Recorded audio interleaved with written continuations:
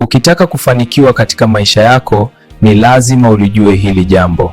Mathayo 22 mstari wa 37 hadi 39 inasomeka hivi: akamwambia, mpende Bwana Mungu wako kwa moyo wako wote na kwa roho yako yote na kwa akili zako zote. Hii ndiyo amri iliyo kuu, tena ni ya kwanza, na ya pili yafanana nayo, nayo ni hii: mpende jirani yako kama nafsi yako. Ili ufanikiwe, lazima umtambue Mungu kama mmiliki, mlinzi na mpaji wa kila kitu, na kisha umpende mwanadamu ambaye ndiyo rasilimali kubwa. Na ili upate mafanikio zaidi, ni lazima umhudumie. Unafanya biashara, ni lazima ulete bidhaa inayohitajika na binadamu. Ukimletea, naye atakupa thamani ya huduma uliyoitoa. Thamani hiyo hubadilishwa kwa fedha, lakini ili uendelee, lazima bidhaa hiyo iwe ni halisi na isiyo na madhara. Ikiwa bidhaa yako ina madhara kwa binadamu, basi mlinzi atakuzuia ili isiendelee kudhuru watu.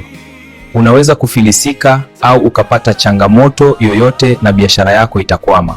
Una ndoa, ni lazima umpende na kumhudumia mwenzio, ndipo ndoa yako itaimarika.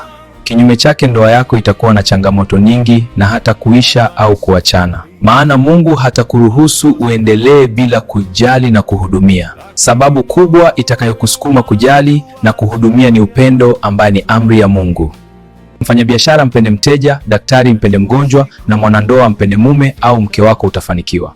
Usisahau kusubscribe, like na kushare kwa watu wengi kwa ajili ya elimu hii, na Mungu atubariki sote. Usikose kesho.